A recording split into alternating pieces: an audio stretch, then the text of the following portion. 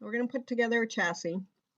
We won't be able to do the whole thing. Some of the parts are different and I had to rebuild something. So, but we'll go through the process because, another time if we have the right parts, you'll have a working robot. Anyway, this is your assignment page. You're going to need these 3 pieces because some of the parts in the build guide were not in the folder. So I download them and I put them here for you. So all you have to do is right click on each piece and go to Save As. I recommend finding your kit of parts folder. Mine's still in my downloads and downloading them here. So you just right click, Save As, kit of parts folder. I already have this one in here. Right click, Save As, return to the kit of part folder. Let me see if I have this one in here. I do not, so I'm going to save that. Okay, so then go back over to Fusion and hit the data panel, and then you can upload those 3 pieces. So go to your kit of parts again, and you can drag them over.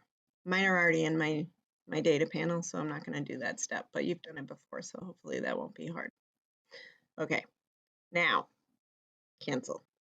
Once you have those parts in, we're gonna sort of follow this guide, but we can't do it literally because some of the parts have changed. So I'll be referring to it just to remember names of things, but it's not identical. So you may have to be pausing and rewinding this video as you work. So let me go back here. Now, something I always forget is it's super important to make a new component before we start. So we're going to make a new component. It's an empty component. I'm going to call it base. And okay. So now when I bring pieces over, I'm going to be careful to drop them in there. So the first piece we need is the side. So you're going to want to make sure you're sorted by name. And that side is called inside plate. So I'm going to go and drop it. Actually, I think if I do that, it drops in there. Yeah. Okay. So this needs to be rotated by 90 degrees on the x-axis. So you can just type that in. I didn't push it aside, but it moves after. So I'm going to move it to that way. And we need another one. So I'm going to pull that in. We will also rotate this by 90 degrees on the X angle. And we also need to turn it around this way. So you could use this dial, or you can go to the Z angle and type in 180 degrees. And so the reason I knew how to do that is because if you look in the guide, it shows you that the top flange heads outward and the bottom one heads inward. Okay, now we're going to need these 2 pieces, but we're not using 0028. We're using 00. Oh, actually, we are using 0028. We're not using 2986. That's the one we're going to use. 030. So let's go back here. So we need AM 0030.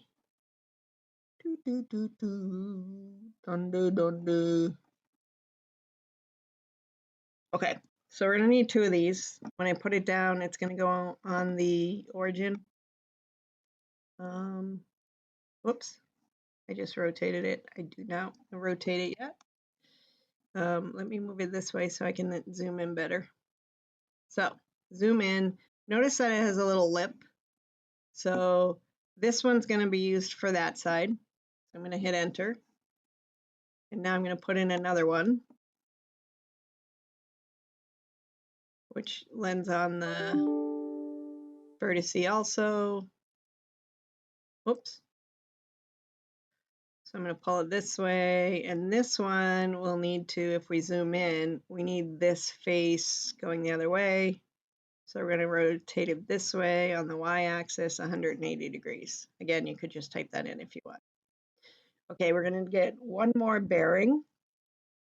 And then we're going to we'll collapse this and put the bearings in.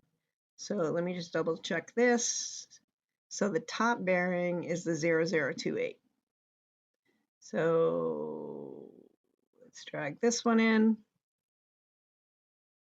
Again, get the browser out of the way.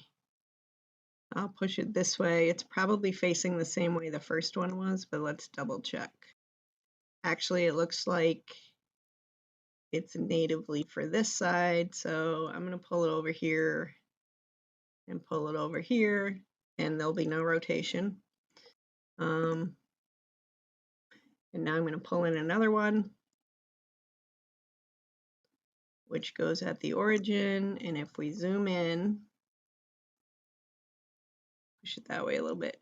When we zoom in, we can see this is the one that needs to be rotated 180 degrees. So again, you can do it with that wheel, or you can type it down here, and it doesn't matter whether it's positive or negative.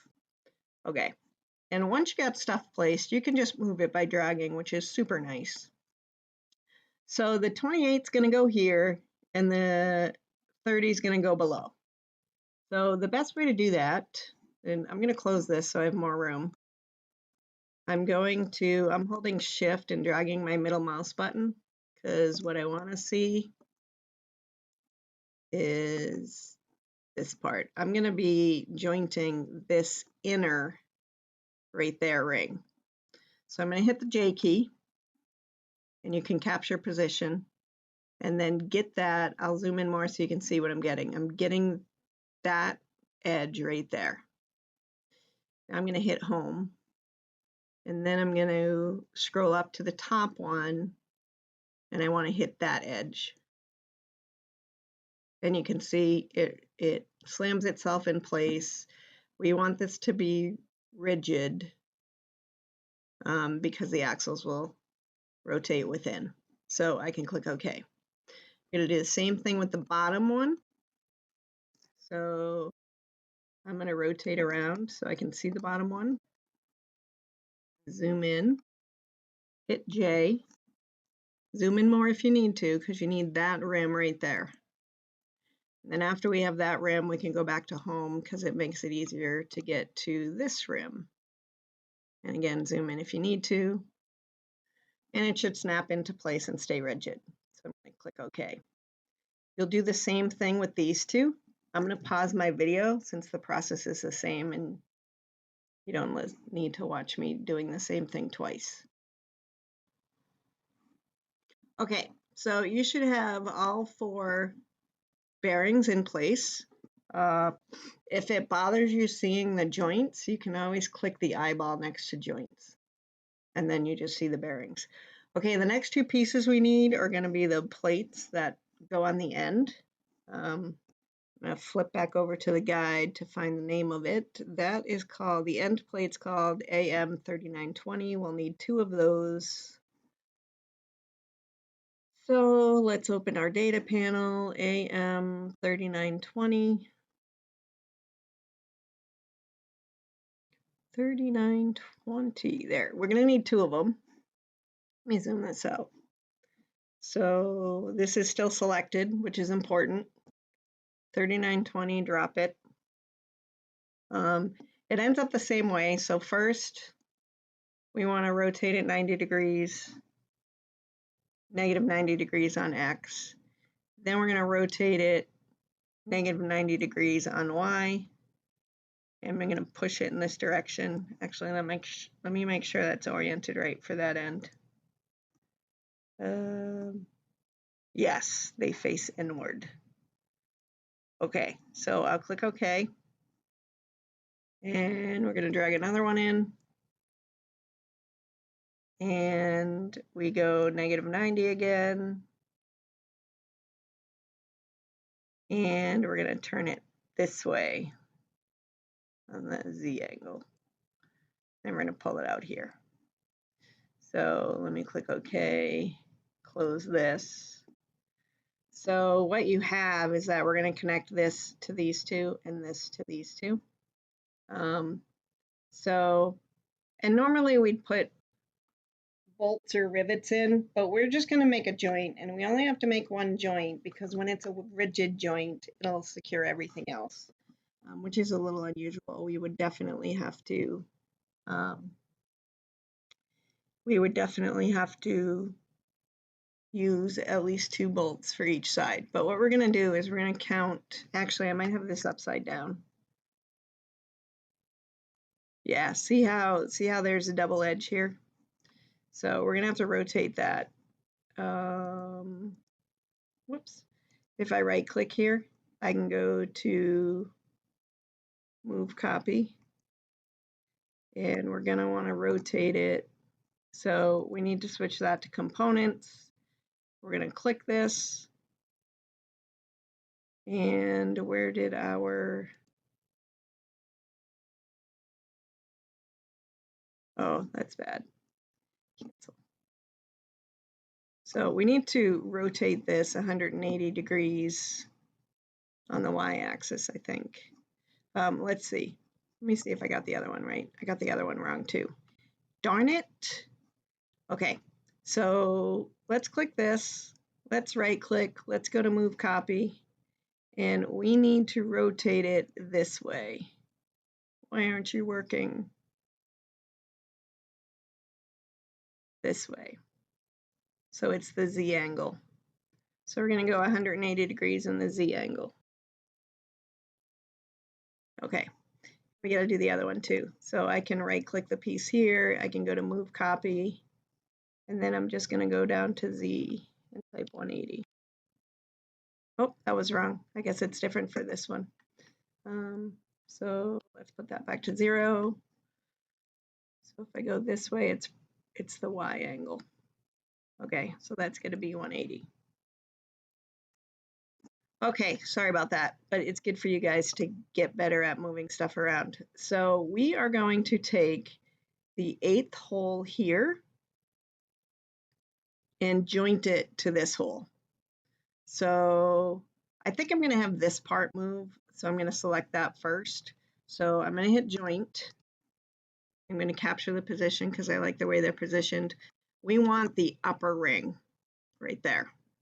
So now when I come over here, I'll zoom out a little bit and pan a little bit. We want 1, 2, 3, 4, 5, 6, 7, 8. Now we don't want the top ring. We want that bottom inside ring, so down there. And it's going to be rigid, and you can see that it popped into place. So I'm going to click OK. Let's go ahead and do the other end. So let me move that out a little bit, hit J, zoom in to make sure you're clicking the top ring, then go 1, 2, 3, 4, 5, 6, 7, 8, and again you want to click the lower ring, and boom, it snaps into place. It might have moved it from the other one because I forgot about rigid bodies. So actually I'm going to click cancel, and I'm going to click this one first so it moves. So let me hit J. 1, 2, 3, 4, 5, 6, 7, 8. Let's zoom in. Let's click the bottom piece. We'll zoom up, and we'll click this piece. And so the other piece moved on top, and we have one side done. Now here's a problem. Let me click OK. So you can see that the first piece you click is the one that moves. Actually, it won't be a problem. We'll have to make sure this one's clicked first. Let's go ahead and do this end. So I'm going to hit J, zoom in and click that top rim or ring, whatever you want to call it. And then I'll zoom out a little bit. We want to go 1, 2, 3, 4, 5, 6, 7, 8. Let's zoom in to make sure we get the bottom. And let me zoom out to see what happened. Yes, it placed itself. It placed itself correctly. So that's looking good. Let's go ahead and click OK. Technically, we probably don't even have to secure these rings because of the rigid jointing. So if we came down and go ahead and try to joint these, and the way I would do it is I would hide, like this piece here is this one. So if I hide this piece, oh, it's interesting that it's not lined up. So I guess we do have to do it. So I'm going to rotate a little bit. I'm going to hit J. I'm going to get that bottom one. I'm going to zoom back out. I'm now going to pull that over here. Oh, it connected to my browser. I don't like it when that happens. Okay, so I now need to unhide this piece, but I might need to hide this piece, which is either, yeah. So we want to connect it to the top ring here. And it results in a conflict, which is a problem. So I'm just going to click cancel. Unhide this. Maybe what I need to do is fix this joint, because if we go to the top, it must be when we zoom in here, we can tell the holes don't align. So I will probably have to fix, it's probably slightly turned. So let's go to the joints. I'm going to open that back up. This is the last joint I made. If I right click on this joint, I can edit the joint.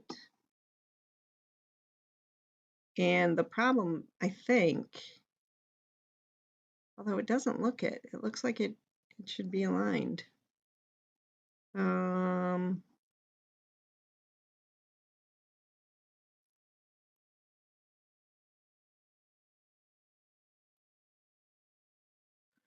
Let's play with some numbers here.